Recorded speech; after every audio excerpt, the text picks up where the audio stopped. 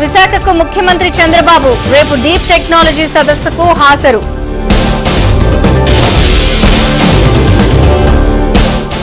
రేపటి నుంచి ఇందిరమ్మ ఇళ్ల లబ్ధిదారుల ఎంపిక, సీఎం రేవంత్ చేతుల మీదుగా యాప్ ఆవిష్కరణ.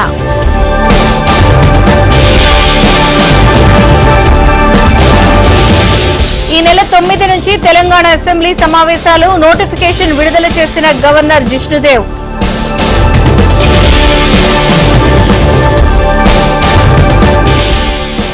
ఏపీ సచివాలయ ఉద్యోగుల నేత వెంకట్రామిరెడ్డికి షాక్, క్యాంటీన్ ఎన్నికల్లో మాజీ సంఘం సభ్యులు గెలుపు.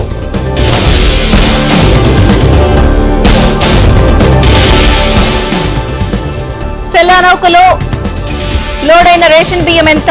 అడుగు వరకు శాంపిల్స్ తీయలేకపోతున్న అధికారులు.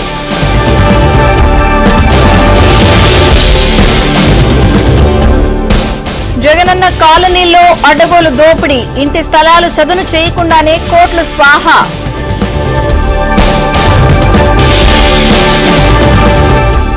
తల్లిదండ్రుల సహకారంతో విద్యా ప్రమాణాలు మెరుగు. ఈ నెల 7వ తేదీన ఏపీలో మెగా పేరెంట్ టీచర్స్ మీటింగ్.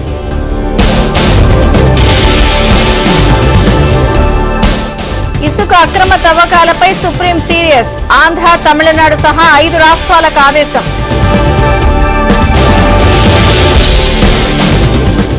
తిరుపతిలో టీడీపీ, వైసీపీ వర్గాల మధ్య ఘర్షణ. జగన్ రెడ్డి, చెవిరెడ్డి ఫోటోలు, రెచ్చగొట్టే వ్యాఖ్యలతో ఫ్లెక్సీలు.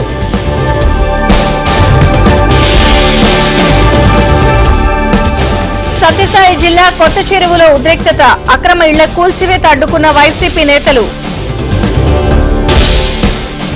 PSLV C-59 ప్రయోగం నేటికి వాయిదా, సాయంత్రం 4 గంటలకు రీషెడ్యూల్ చేసిన ఇస్రో.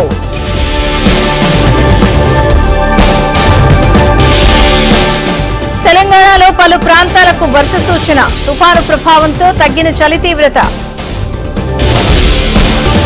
నేడు మహారాష్ట్ర సీఎం ప్రమాణ స్వీకారోత్సవం, వేడుకకు హాజరు కానున్న ప్రధాని, కేంద్ర మంత్రులు. బీఫ్ వినియోగంపై అసోం కీలక నిర్ణయం, హోటళ్లలో నిషేధిస్తున్నట్లు ప్రకటించిన సీఎం హిమంత. ఫ్రాన్స్ లో కీలక పరిణామం, అవిశ్వాస తీర్మానంలో ఓడిన ప్రధాని Barnier.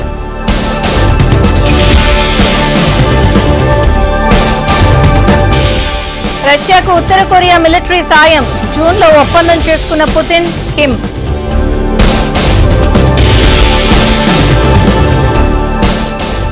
Junior Asia cup hockey tourney, ఫైనల్లో పాకిస్తాన్ పై భారత్ గెలుపు.